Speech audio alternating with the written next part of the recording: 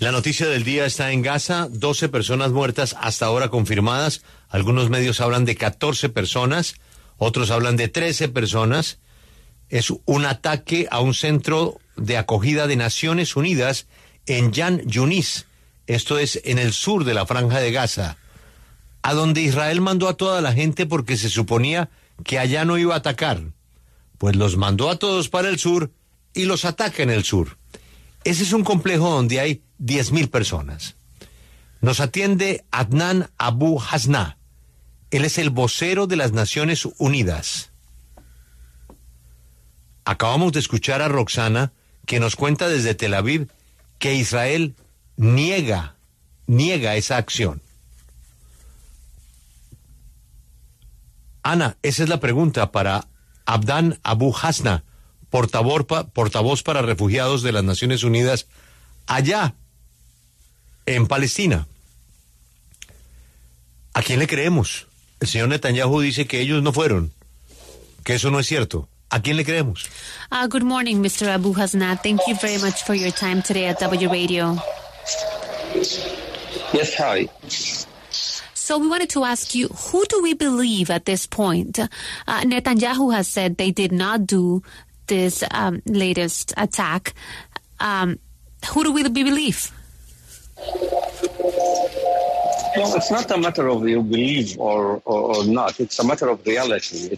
This is what happened actually yesterday, that it is shots from tanks, landed in our training center and resulted in 13 people that had been 13 people that had been killed and nearly 55 people that had been injured. Among them, 21 are severely injured. This is what happened. We don't misinform, anybody. We have no interest as a UN body. We're just telling the truth. All the coordinates had been sent to the Israeli army many times. We are sending the coordinates of this place and others twice a day, one in the morning and another time in the evening, so to avoid any misunderstanding and to avoid, any talks about we don't know or we don't intend to do that. And this place, the training college, which was sheltering actually nearly 40,000 Palestinians. We got the approval from the Israeli army to establish it and to shelter internally displaced Palestinians in this place. Let me translate that really quickly, please. Nos dice que no es tema de creer o no, es la realidad, es lo que pasó ayer, es lo que ellos están viviendo. Nos dice que aterrizaron tanques en su centro de la ONU, 13 personas fueron asesinadas, 55 personas resultaron heridas, 21 civiles entre ellos. Ellos no están desinformando a nadie, no tienen interés en desinformar, ellos están diciendo la verdad. Nos dice que están absolutamente coordinados con el ejército de Israel, le han mandado las coordenadas de ese lugar y de otros. Por la mañana le mandan la ubicación, por la tarde para evitar cualquier malentendido, para que no digan no sabemos, no intentamos hacer eso. Y ese lugar que atacaron tiene 40,000 palestinos refugiados y tiene aprobación del ejército de Israel para establecerlo ahí y aceptar a estas personas que están buscando refugio y que fueron desplazadas internamente. Dentro de las explicaciones, ahora, es que no son solamente los 13 o los 14 muertos. Estamos hablando del sur de Gaza, donde, repito, el gobierno de Israel y las fuerzas de defensa de Israel ordenaron movilizar a toda la gente. 1 millón de personas. 1 millón de personas en condiciones que ya hemos visto cómo viven. En esta ciudad, al sur de Gaza, han muerto al menos 50 palestinos en las últimas 24 horas. Hay 2 hospitales afectados, de los poquísimos que quedan funcionando. El Hospital Al-Nasser y el Hospital Al-Amal. Están atrapados en esos hospitales pacientes y médicos. Y ahí no hay sino un blindaje por tierra y aire de Israel. Es lo que se ve. Quiero preguntarle, Ana, concretamente, por otra cosa que dice Israel, que ellos dicen que podría ser Hamas responsable de este ataque. ¿Hay alguna posibilidad de que haya sido Hamas? Israel has said that they believe that Hamas was responsible for this recent attack. Do you believe there's any possibility that Hamas was in fact responsible for this late attack? Look, this place had been attacked many times, actually. It is not the first time. And besides that, we have nearly more than 300 IDPs, internally displaced Palestinians. We have 300 that had been killed in several UNRWA installations because of direct or indirect hit. We are talking about 152 of our colleagues also that had been killed during this fighting. It's not the first time. Nearly 150 installations of UNRWA installation had been hit directly and indirectly. So why now they are saying like that? It happened before. It happened, before. It was not the first time. And hundreds of people had been killed, inside our installation because of direct or indirect hits, and more than 1,000 Palestinian staff also. More than 1,000 Palestinians internally displaced people in our shelters had been injured. It's not the first time.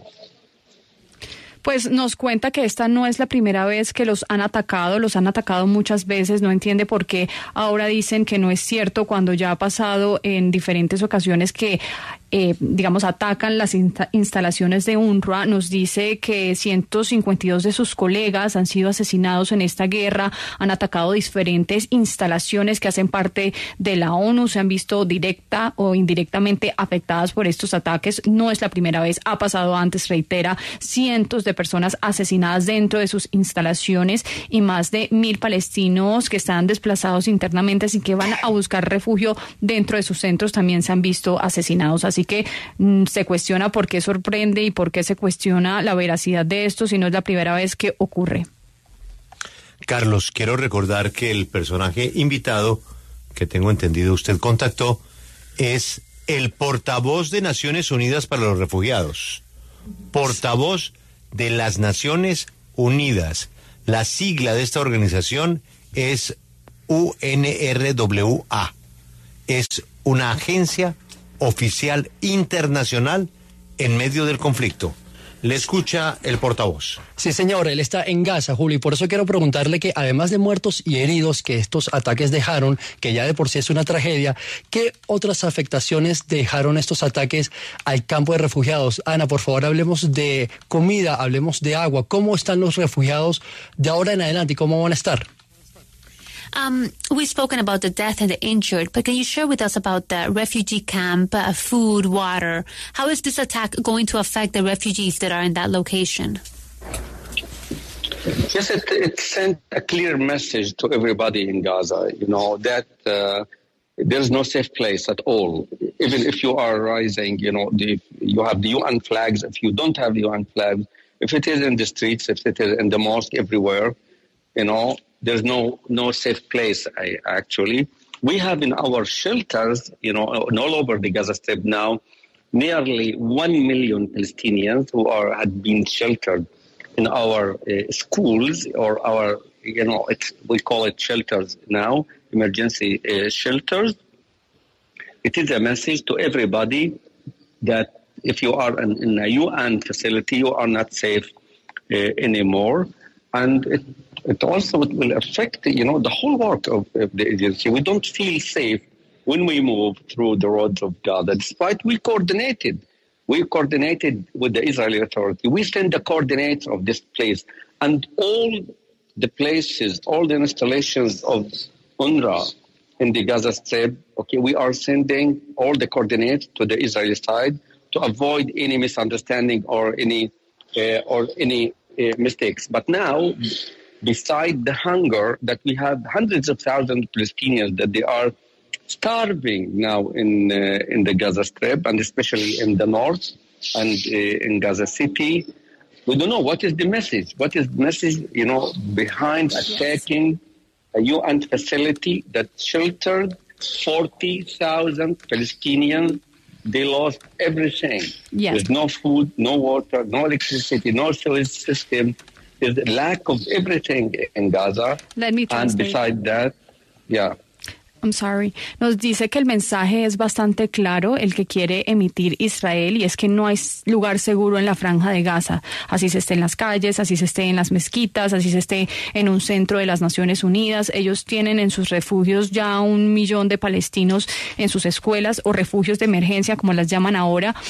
Pues el mensaje de Israel es que si se está en un centro de la ONU no se está seguro tampoco. Y eso afecta mucho, por supuesto, el trabajo que ellos adelantan allí, y ellos tampoco se sienten seguros moviéndose en las calles de la franja de Gaza. Nos dice que se están coordinando con las autoridades de Israel. Ellos mandan constantemente las ubicaciones, las locaciones, todas las instalaciones. El ejército de Israel conoce en dónde están. Entonces nos dice que ellos lo que buscan es evitar malentendidos, pero a pesar de eso insisten en atacar esos centros de la ONU, y además afecta a una población que está sufriendo de hambre. Cientos de miles de personas sufren de hambre, especialmente en el norte, en la ciudad de Gaza. Entonces se pregunta, ¿cuál es el mensaje que quieren mandar atacando estos centros de la ONU? Son 40,000 palestinos refugiados que estaban allí en este lugar, sin comida, sin agua, sin electricidad, con falta de absolutamente todo.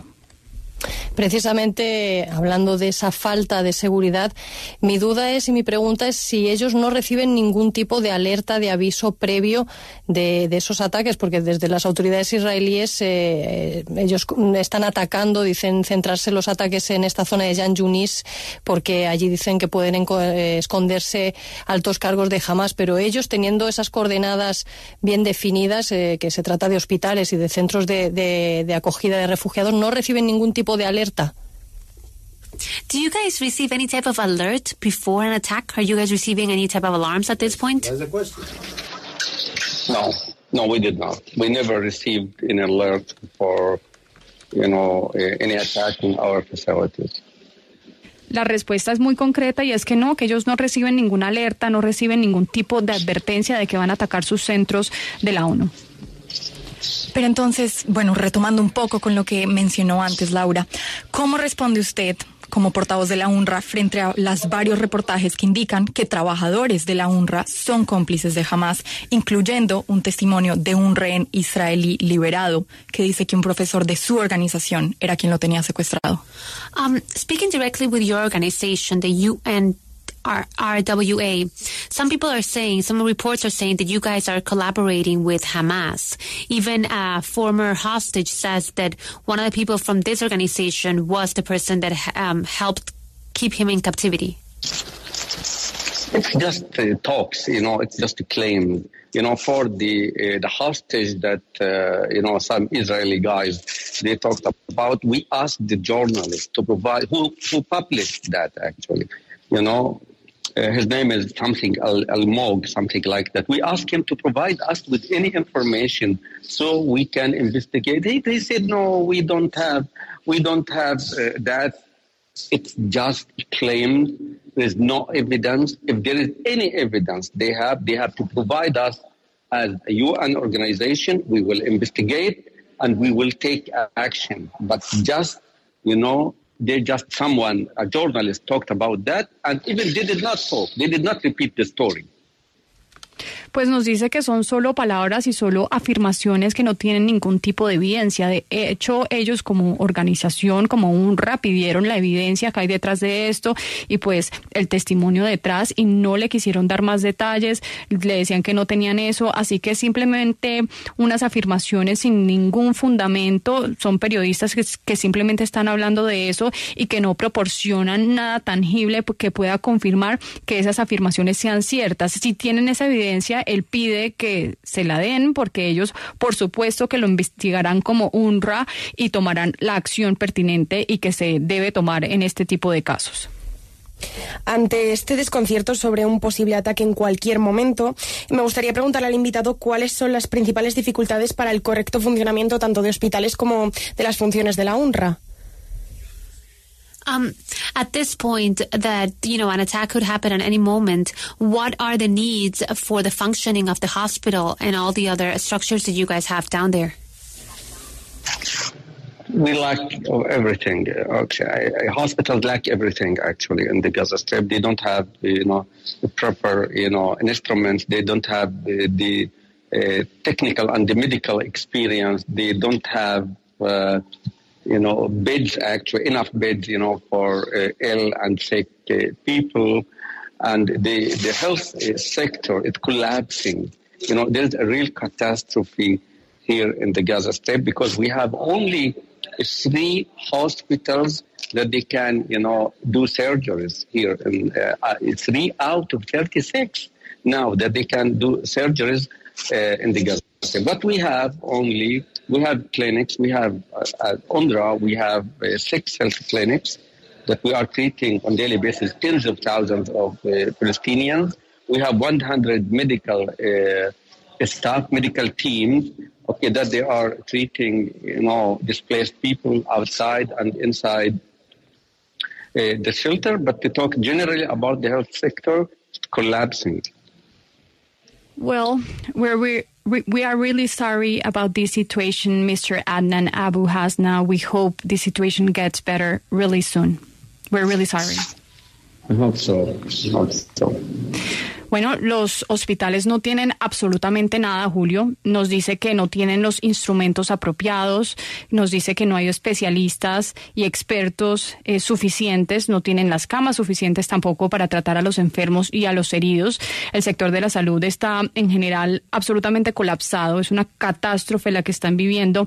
Solo hay 3 hospitales que pueden hacer cirugías en la Franja de Gaza. Ellos lo que tienen en las Naciones Unidas son clínicas. Tienen 6 clínicas que están tratando a miles de palestinos y nos dice que tienen 100 personas dentro de su equipo médico, su personal médico, tratando desplazados afuera y adentro de estos centros de refugiados que ellos tienen. Pero en términos generales se habla de una catástrofe en el sector de la salud. En la W, una reina. Uy, Julio, pero con este testimonio sí, la verdad, quedo paralizada, ¿no le parece? Pero, ¿qué tal la contradicción con la respuesta de Israel? No. Es que Grace, Israel dice, no, esos fueron ellos mismos.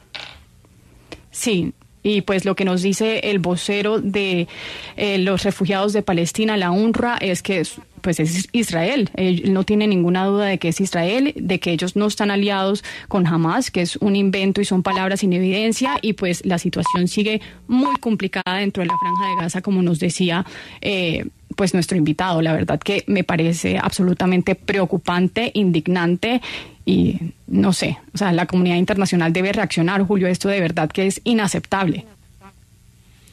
Pero es que esa molestia y esa rabia suya es la rabia del mundo y no pasa nada. Comunidad internacional manda unas cartas, produce unos comunicados, dejan unas constancias en Naciones Unidas, pero todos los días es lo mismo. Y se repite, y se repite, y se repite. Es un campo de refugiados que está supervisado, cuidado, administrado por las Naciones Unidas. Pues no importa.